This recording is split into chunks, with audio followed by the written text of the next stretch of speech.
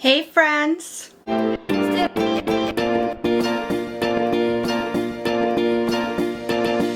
My name is Desiree, aka Mama Friendly. I do all sorts of videos on my channel, cooking videos, vlogs, hauls, Disney content, a little bit of everything. So if any of that sounds good to you, I hope that you'll subscribe and join me on my YouTube adventure. The sound you're hearing in the background is my oven going because today I am going to try to recreate a family favorite recipe that I have not been able to have for a very long time.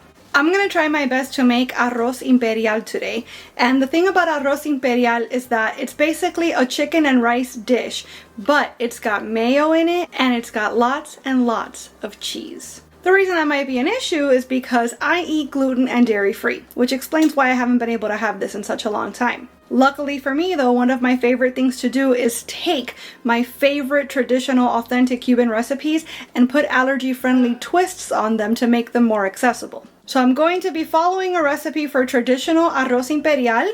I'm just going to be subbing out ingredients at the end basically to make this dairy free as it's already a naturally gluten-free dish. That being said, if you do not have allergies, you can follow this recipe exactly yourself. Just use regular cheese in place of the dairy-free cheese and so on. But there's no measurements you have to change. There's no cooking time or cooking temperature you have to change. Everything is exactly the same, which makes this a very versatile recipe because you can make it allergy friendly or not depending on your needs. So now that I've set you guys all up, let's go ahead and show you what I'm cooking with today. There's a lot of different components to this dish, so I'm going to be showing you the ingredients as we need them. And make sure you leave about 3 hours out of your day to get this done. We're going to begin by doing the most time-consuming part, but this is going to get us our cooked chicken and it's going to get us our broth that we're going to cook our rice in later.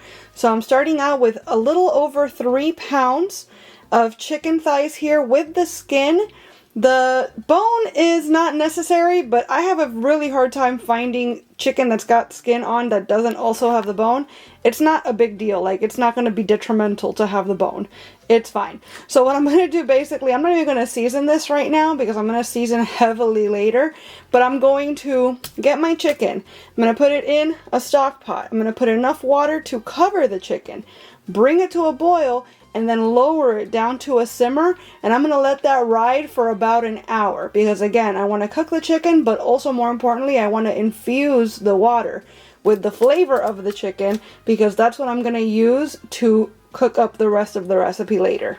It's been about an hour, so I've turned the heat off and I want this to cool down completely so that I can skim the broth, take the chicken out, and shred it up. I'm going to discard the bones and most of the skin because we don't really want rubbery bits in our finished product. But as I said, I'm not going to move on to that step until this is completely cool. In the meantime though, I do want to show you the ingredients that I'm going to use specifically for the chicken mixture because there's going to be other components to this recipe. So the recipe that I'm following says that you should have 4 strips of bacon that you cut into like little slivers. And that way you can fry them up and then also use the grease to cook up your veggies and whatnot. But my abuela's Arroz Imperial, I'm pretty sure does not have bacon in it, and that to me is the standard. So you do whatever makes sense for you. Every family is going to have their way, right? So I'm going to use 3 tablespoons of olive oil, 1 entire white onion that I'm going to chop up on my little slappy choppy thing. I'm going to have it linked down below. You need 2 cups of green bell pepper, cored, seeded, and chopped. I did not feel like doing all that work, so I just got this container here of peppers that are already cut up and mixed. It's fine if they're not all green. Nobody's going to judge you. Need 3 green onions trimmed and chopped. I will measure with my heart. I've got a whole little like branch here. 1 teaspoon of oregano. 3 large cloves of garlic minced. I'm going to be using the jarred stuff, so probably a big old heaping tablespoon. 3 ounces of tomato sauce, and I'll probably freeze the rest for future use. 1 tablespoon of dry sherry or any white cooking wine. A half cup of frozen green peas, and the juice of 1 medium lime. I'm going to be using my favorite lemon juice here. It comes frozen and it's the only one that I have found that actually tastes like fresh lemon juice. I use lemon juice or lime juice in pretty much everything, whether it's sweet or savory. We love adding a little bit of acidity even to our water. So I go through a lot of this stuff. I've tried a lot of different brands, and this is the only one that actually tastes like I'm squeezing the fruit like right now.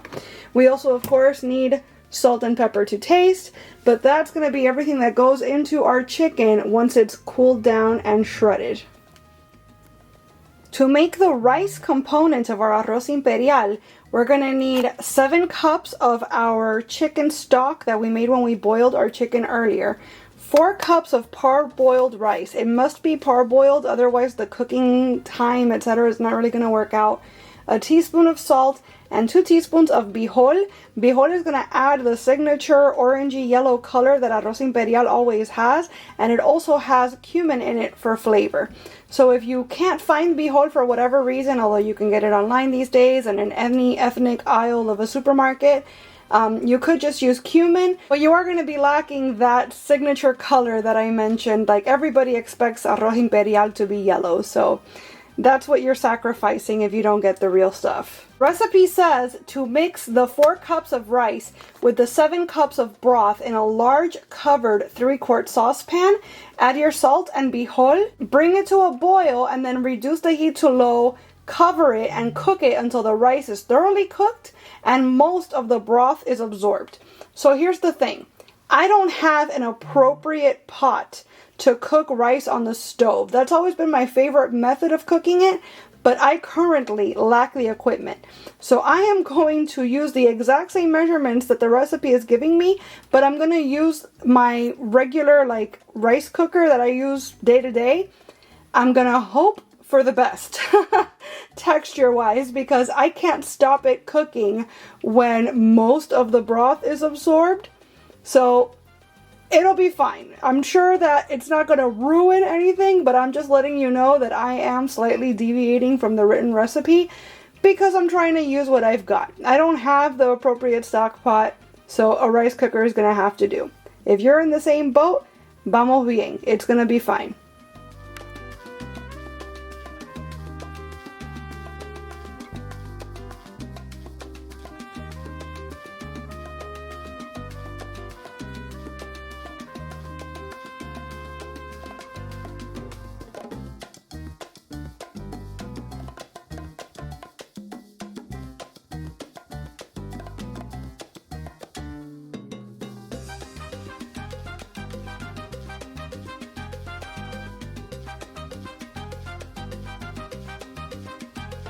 The recipe said to break up the chicken by hand and get rid of the skin and bones.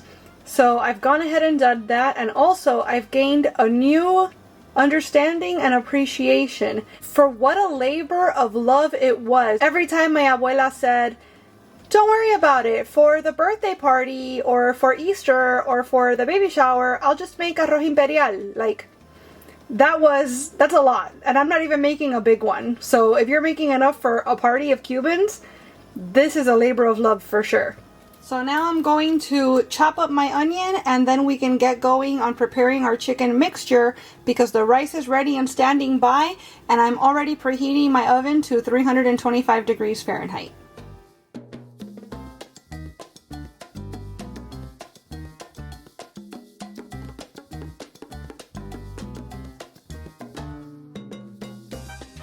So as I mentioned earlier, my kitchen is not super equipped, like with a million different pans or pots of different sizes, etc. So I am trying to make it work with what I've got. I don't even know how big of a saucepan this is, but I guess a medium-ish saucepan. And I'm going to prepare my chicken mixture in here, so hopefully everything fits. If you were using bacon, you would saute it briefly in here, drain most but not all of the excess fat, and then you'd add in your olive oil.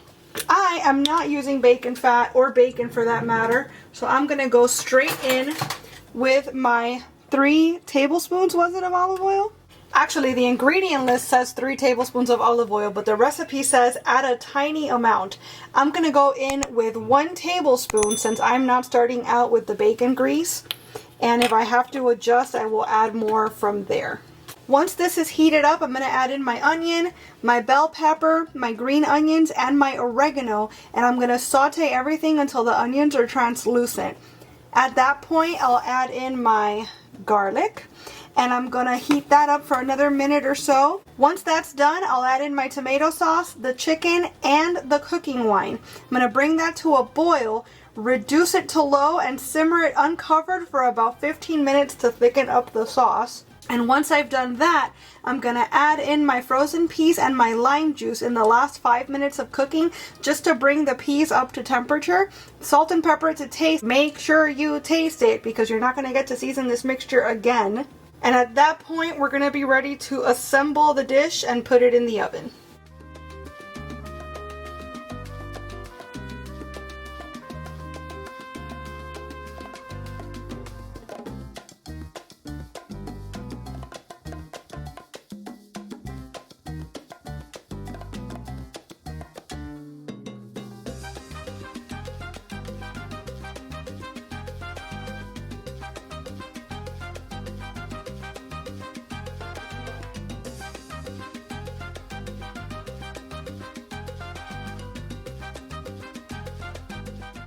I don't know if the sauce needs thickening per se, because it feels more like a coating than a sauce. Like there's not enough liquid here for me to think this constitutes a sauce.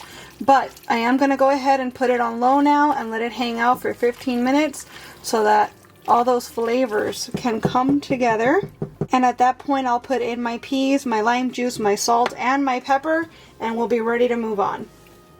So while we're waiting for our chicken to do its thing, let me kind of explain what the rest of the process is going to look like and where my version is going to deviate from the regular. So up until this point, it's all been allergy friendly. There's no ingredients that we've used so far that you shouldn't be able to use, period, right? But if you're dairy free like I am, this is where it gets tricky, because the regular recipe calls for cheese and a lot of it. And also, if you're soy free like I am, the recipe also calls for mayonnaise. So I'm going to be using this mayonnaise right here. It's avocado oil based, which means that there is no soy in it. And we're going to need 7 tablespoons. That seems like a really random, arbitrary number, but 7 tablespoons is what we're going to use to assemble our dish. You also need about 2/3 of a cup, approximately it says, of grated Parmesan cheese. You could also use half Parmesan, half Romano. They want you to use the grated kind. I don't have the grated kind. I do have this, however. This is my favorite cheese, period. Like whenever I'm going to bake anything with cheese on it, or I'm going to cook with cheese in my scrambled eggs, whatever, salads even, I always use, follow your heart. The Parmesan flavor is my favorite one. It's the most, I guess, like regular cheese flavor, for lack of a better word, because they also have blue cheese and feta, and obviously those are going to have very distinct flavor profiles. So if you just want a cheesy flavor, this is what I go with. So I've got 2 containers here because I don't know how much I'm going to need to make up to 2/3 of a cup, and this one's almost empty. So whatever it takes to get 2/3 of a cup of this, and also 8 ounces of this right here. So it's mozzarella from the same brand. I've actually never used this, but it's shredded cheese, and this is going to go over the top so that when it bakes in the oven, it gets nice and melty and gooey. And that's also something that's very much a hallmark, a staple of an Arroz Imperial, is that it's going to be covered in melty, gooey cheese. So again, I've never used this particular one. I am a fan of the brand though, so I'm putting my trust in this right here. I'm going to use the whole bag. You're supposed to use a 9x13 baking dish for this, and I could have sworn up and down that I owned one, but apparently the one I have is an 8x11. So what I'm going to do, and it might not work out, but again, we're using what we've got, is I'm going to build my dish in here. And I'm also going to make a smaller one in this, like, I don't even know how big this is. This Pyrex is a 6-cup Pyrex. Let's call it like, I don't know, maybe like a 4x6 or something. So again, it's not ideal. If you have access to a 9x13, that's what you should use, because everything should fit in your 9x13. And then you can present just the one big beautiful casserole. But I'm gonna end up having to do 2 smaller ones because that's just kind of how things worked out. So it turns out 7 tablespoons of mayo is 98 grams. So I went ahead and I pre-measured it because now when the chicken's ready, I'm going to mix all of this into our rice.